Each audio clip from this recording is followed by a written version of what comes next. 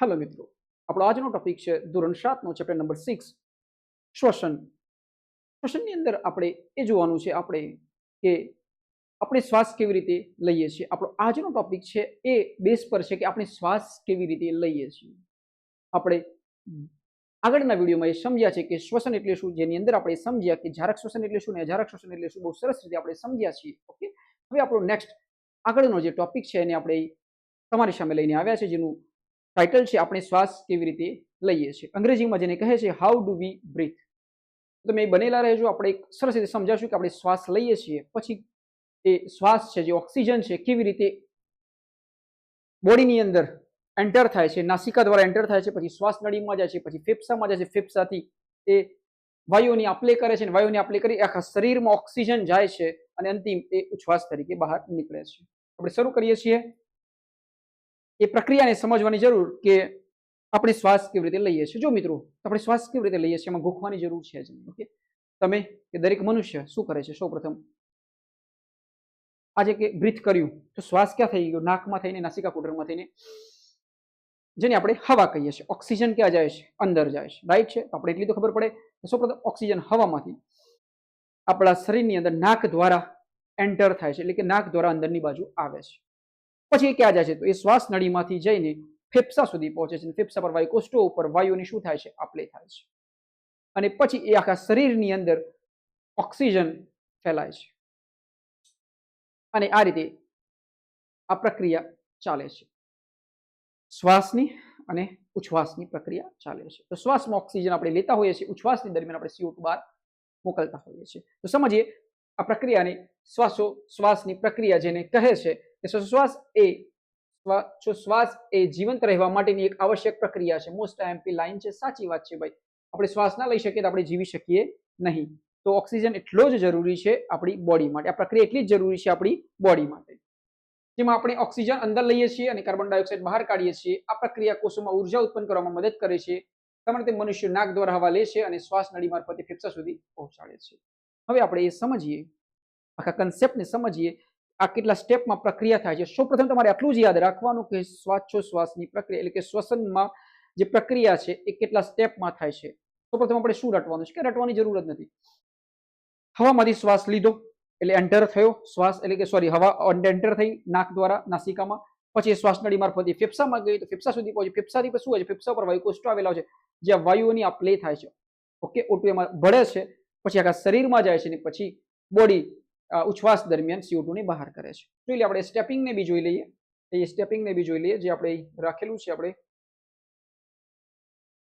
Okay, તો આપણે આ સ્ટેપને સમજી લઈએ કે આપણે શ્વાસ કેવી રીતે લઈએ છીએ. તો સ્ટેપ 1 છે. સ્ટેપ 1 શું કહે છે આપણને? સ્ટેપ 1 કહે છે કે હવા નાક દ્વારા અંદર જાય છે. આ સ્ટેપ 1 છે. રાઈટ, હવા નાક દ્વારા અંદર જાય છે. સ્ટેપ 2 શ્વાસ નળીમાં જાય છે. આપણે અંદર શ્વાસ નળી છે એમાં જાય છે. સ્ટેપ 3 પછી હવા ક્યાં જાય છે? ફેફસામાં જાય છે. ક્યાં જાય છે? ફેફસામાં જાય છે. અને ફેફસામાં ગયા પછી વાયુઓની શું થાય છે? આપલે થાય છે. ઓક્સિજન શરીરમાં પહોંચે છે અને શ્વાસ બહાર છોડીએ છીએ. તો આ રીતે પ્રક્રિયા છે આપણે શ્વાસ લેવાની. આપણે એની વારાફરતી સ્ટેપ બાય સ્ટેપ સમજીએ. ઓકે, બનેલા રહેજો. ઈઝી છે, સરળ છે, બનેલા રહેજો. હવે સમજીએ કે આ પ્રક્રિયાને શું કહે છે? શ્વાસોશ્વાસ. શ્વાસ લેવું અને શ્વાસને બહાર એટલે કે શ્વાસ લેવું અને શ્વાસને બહાર મોકલવો એને શ્વાસોશ્વાસની પ્રક્રિયા કહે છે. શ્વાસોશ્વાસ દરમિયાન આપણે કયો વાયુ અંદર લઈએ છીએ? ઇન્ટેક કરીએ છીએ. ઉતાવળ નહીં કરવાની, વાંચવાનું શાંતિથી. શું કહે છે? અંદર લઈએ છીએ એટલે કે આપણે શ્વાસમાં લઈએ છીએ. કયો હોય? O2 હોય. ઓપ્શન જોઈ શકો છો. ઓક્સિજન. શ્વાસોશ્વાસની પ્રક્રિયામાં શરીર માટે કેમ જરૂરી છે? કેમ જરૂરી છે? ઓકે, ઓપ્શન જુઓ. ખોરાક બનાવવા માટે, ઉર્જા ઉત્પન્ન કરવા માટે, સ્નાયુ વધારવા માટે, હાડકાં મજબૂત કરવા માટે. આપણે શું કીધેલું કે ઉર્જા ઉત્પન્ન કરવા માટે. આપણે આગળ સ્ટડી કર્યું છે જારક શ્વસનની અંદર કે ઓક્સિજનની જરૂરિયાત કેમ છે. કારણ કે ઓક્સિજન જ જો બોડીમાં આવે તો જ ઉર્જા ઉત્પન્ન થાય. ગ્લુકોઝ તો હોય છે કોષની અંદર, એના જોડે ઓક્સિજન જોડાય છે, પછી જે પ્રક્રિયા થાય છે અને એમાંથી શું બને છે? ઓક્સિજનની પ્રક્રિયાથી દરમિયાન ઉર્જા બને છે. શું બને છે? ઉર્જા બને છે. અને આ ઉર્જા માટે ઓક્સિજન હોવું જરૂરી છે, જે આપણા શરીરમાં કામ કરવા માટે ઉપયોગી છે. નેક્સ્ટ, નાસિકા માર્ગ અને શ્વાસ નળી. આપણે કીધું કે શ્વાસ એન્ટર થયો નાક દ્વારા થયો તો ક્યાં થાય? નાસિકા માર્ગ દ્વારા એ શ્વાસ નળીમાં જશે. શ્વાસ નળીમાં જશે પછી શું થાય છે? જોઈએ. જ્યારે આપણે શ્વાસ લઈએ છીએ ત્યારે હવા નાકના છિદ્રો દ્વારા અંદર જાય છે. નાકની અંદર રહેલા શ્લેષ્મા એની રક્ષા કરે છે, ધૂળના રજકોને અટકાવે છે. ત્યારબાદ આ હવા શ્વાસ નળીમાં થઈને ફેફસા તરફ ગતિ કરે છે. જુઓ, આપણે જ્યારે શ્વાસ લઈએ છીએ ત્યારે આપણી અંદર કેટલી રૂવાટી છે નાકની અંદર. એ શું કરે છે? કે જે આપણા બહારના જે એવા દ્રવ્યો છે જે આપણે નુકસાન કરે છે એને શું કરે છે? અટકાવે છે. શ્વાસ અંદર જાય છે પછી શું થાય છે કે આ હવા શ્વાસ નળીમાં થઈને ફેફસા તરફ ગતિ કરે છે. નાસિકામાં જે નાસિકામાં થઈને શ્વાસ નળીમાંથી ફેફસા સુધી જવાની હોય છે હવા, એટલે ઓક્સિજન. નાકની અંદર રહેલા વાળ અને શ્લેષ્માનું મુખ્ય કાર્ય શું છે? આપણે અટકાવે છે બહારના દ્રવ્યોને, હવાને ગરમ કરી, હવાને શુદ્ધ કરી, અવાજ ઉત્પન્ન કરવી, ગંધ પારખવી.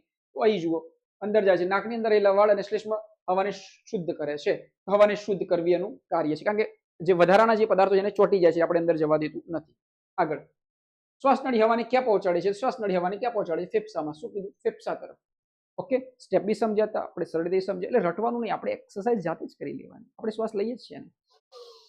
આ શ્વાસ લીધો, નાકમાં થઈ શ્વાસ નળીમાં થઈને ફેફસામાં ગયું, ફેફસામાં વાયુ કોષ્ઠો આવેલા, ત્યાં વાયુની આપલે થાય, પછી શું થાય? આખા બોડીમાં લોહી દ્વારા આખા બોડીમાં એ ફરે છે ઓક્સિજન, અને પછી શું થાય છે? ઉચ્છ્વાસ દરમિયાન એક પ્રોસેસ થાય છે અને CO2 બહાર નીકળી જાય છે. નેક્સ્ટ, રટવાનું સહેજ બી નહીં. હવે આવી ગઈ વાત ફેફસા સુધી. નાસિકામાંથી શ્વાસ નળીમાં ગયા, શ્વાસ નળીમાંથી આપણે ફેફસા પર પહોંચ્યા. ફેફસા વિશે સમજી લઈએ. ફેફસા શ્વસન તંત્રનું મુખ્ય અંગ છે, જે ઉરસ ગુહામાં, એટલે અહીં ઉરસ ગુહામાં આવેલું હોય છે. ફેફસાની અંદર સૂક્ષ્મ વાયુ કોષ્ઠો આવેલા હોય છે, જ્યાં વાયુની આપલે થાય છે. અહીં લોહીમાં રહેલું કાર્બન ડાયોક્સાઇડ દૂર થાય છે અને ઓક્સિજન મળે છે. અહીં શું થાય છે? એ વાયુ કોષ્ઠોમાં શું થાય છે? ઓક્સિજન એડ થાય છે અને CO2 શું થાય છે? બહાર નીકળે છે. Right, clear? ફેફસામાં વાયુની આપલે ક્યાં થાય છે? વાયુ કોષ્ઠોમાં થાય છે. સમજાવવું છું ડાયાગ્રામ હોય તો. ફેફસામાં શરીરના કયા ભાગમાં આવેલા છે? ફેફસા શરીરના ઉરસ ગુહામાં. ઉદર ગુહામાં કે ઉરસ ગુહામાં? તો ઉરસ ગુહામાં. ઉરસ ગુહામાં. ઓકે, આ યાદ રાખવાનું. હવે સમજીએ આગળ, નેક્સ્ટ ટોપિક.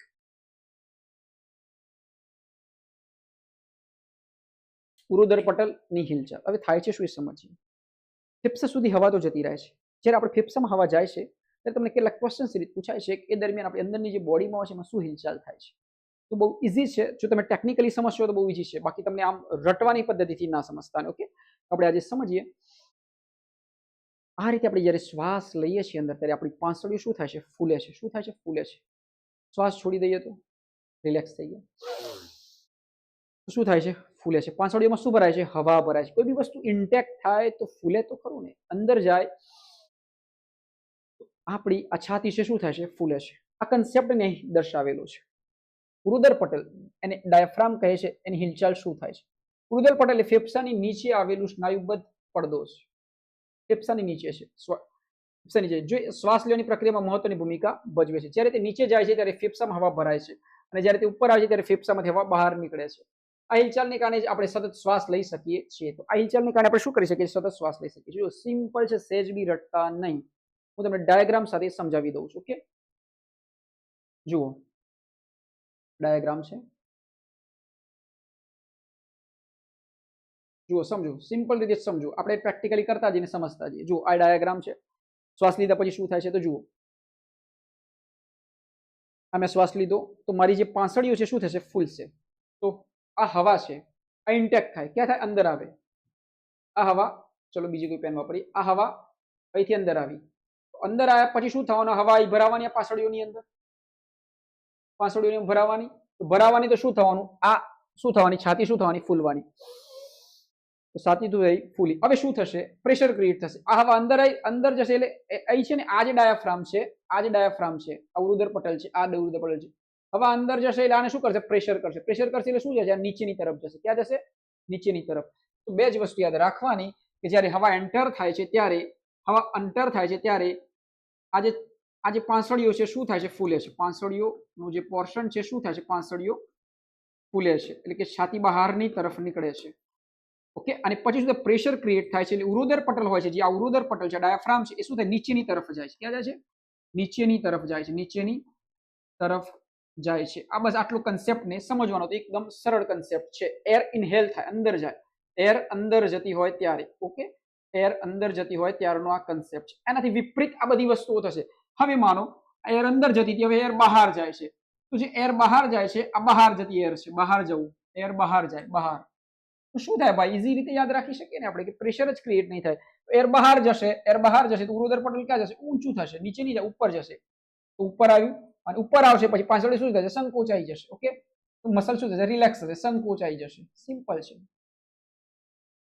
જશે. આ તો કન્સેપ્ટ, આ તો કન્સેપ્ટ. શ્વાસ લયો, ઉરુદર પટલ, છાતી ફૂલે છે, છાતી ફૂલે છે, ઉરુદર પટલ નીચેની તરફ જાય છે, અને પ્રેશર ક્રિએટ થાય છે. અને જો શ્વાસ બહાર કાઢે છે, ઉરુદર પટલ ઉપર જશે, અને આ હવા શું થશે? આ પાંસળી શું થશે ઢીલી પડશે અને હવા બહારની તરફ જશે. આ હતો કન્સેપ્ટ ઓકે ડાયાફ્રામનો. આપણે આગળ સમજી શકીએ છીએ કે ડાયાફ્રામ વિશેનો કેટલો કન્સેપ્ટ. આપણે હતા ફેફસા અને વાયુકોષ્ઠોની ભૂમિકામાં. તો ફેફસા અને વાયુકોષ્ઠોની ભૂમિકા આપણે સમજ્યા. પછી નેક્સ્ટ છે રુધિર પટેલની હિલચાલ. તો શ્વાસ લેતી વખતે રુધિર પટેલ કઈ તરફ ગતિ કરે છે? શ્વાસ લીધો નીચેની તરફ ગતિ કરે છે. ક્યાં ગતિ કરે છે? નીચેની તરફ ગતિ કરે છે. તો નીચેની તરફ. રુધિર પટેલ શું છે? તો શું કીધું? એક સ્નાયુબદ્ધ પડદો છે. એક સ્નાયુબદ્ધ પડદો છે. આપણે સમજ્યા છીએ બરોબર. નેક્સ્ટ આનો ડાયાફ્રામ સમજ્યા. એર અંદર જાય છે, એર બહાર જાય છે. એર અંદર જાય છે તો આંસળીઓ ફૂલે છે, રુધિર પટેલ નીચે જાય છે. આ જો કન્સેપ્ટ આવડી ગયો તો તમને બધું જ આવડી જશે. ઓકે, તમારી બુકની અંદર બી આ કન્સેપ્ટ આપેલો છે. આપણે કશું ગોખવાનું નહીં, યાદ રાખવાનું. શ્વાસ લઈએ તો અંદર ગયો, પાંસળી ફૂલશે, રુધિર પટેલ નીચેની તરફ જશે. ભરાય તો નીચેની તરફ જાય, રિલેક્સ થશે તો બધું ઉલટું થશે. શ્વાસ અને ઉચ્છ્વાસ. શ્વાસ એ શ્વાસ લેવાની અને બહાર કાઢવાની સંયુક્ત પ્રક્રિયા છે.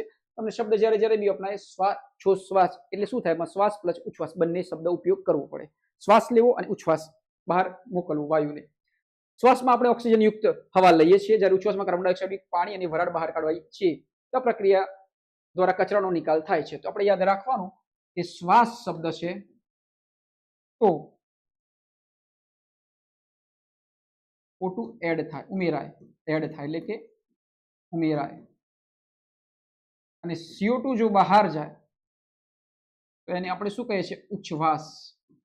એટલે આપણે ભણીએ છીએ કે સજીવો અથવા મનુષ્ય શ્વાસ મારફતે O2 ની અંદર લે છે અને ઉચ્છ્વાસ દરમિયાન CO2 ની બહાર કાઢે છે. આટલું કન્સેપ્ટને આપણે અહીં સમજીએ.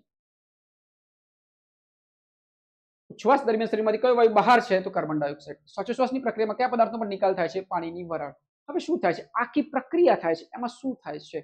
તો CO2 પ્લસ પાણી બહાર મળે છે, એટલે કે પાણીની વરાળ મળે છે.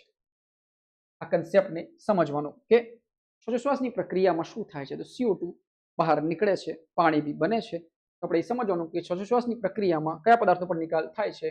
તો પાણીની વરાળનો નિકાલ થાય છે, એટલે કે પાણીનો નિકાલ થાય છે. નેક્સ્ટ જઈએ. આથી અંતિમ સ્લાઇડ આપણી કે આપણે શ્વાસ કેવી રીતે લઈએ છીએ. તો સૌપ્રથમ આપણે શું શીખ્યા? શ્વાસ લે છે નાક દ્વારા, નાસિકા દ્વારા અંદર જાય છે. ક્યાં જાય છે? શ્વાસ નળીમાં જાય છે. શ્વાસ નળીમાં જાય, શ્વાસ નળીથી ક્યાં જાય છે? ફેફસામાં જાય છે. તો ફેફસામાં જાય છે, ફેફસામાંથી વાયુકોષ્ઠની આપલે થાય છે, ઓક્સિજન શરીરમાં જાય છે, રક્તમાં જાય છે અને શ્વાસ બહાર નીકળી જાય છે. આખો જે ટોપિક હતો એને આપણે સમજ્યા કે કેવી રીતે શ્વસન મનુષ્યમાં શ્વસન કેવી રીતે થાય છે. ઓકે, તમે આશા રાખીએ છીએ કે અહીંથી અમે તમને જે શીખવાડ્યું છે તમારી સુધી પહોંચ્યું છે, તમે સમજ્યા છો. અને તમે ન સમજ્યા હોય તો આ વિડીયોને પોઝ કરીને વારંવાર જોઈને, અથવા અમારા સિવાય બી ઘણા બધા એવા પ્લેટફોર્મ છે જેની ઉપર તમને દરેક વસ્તુનો કન્સેપ્ટ મળી રહે છે. તમે તમારા માટે, તમારી અંદર બહેતર બનવા માટે તમે અલગ અલગ પ્લેટફોર્મનો ઉપયોગ કરો. તમે એને ડેપ્થ પકડો, એક સરેરાશ વ્યક્તિ તમે વધારે વાંચો અને સમજો, જેથી તમે આગળ જઈ શકો છો. આવા જ ઇન્ટરેસ્ટિંગ વિડીયો માટે તમે અમારી ચેનલ સમજાવટને લાઈક કરો, સબસ્ક્રાઇબ કરો અને તમે તમારી જાતમાં ડૂબેલા રહો, તમારી જાત પર મહેનત કરતા રહો.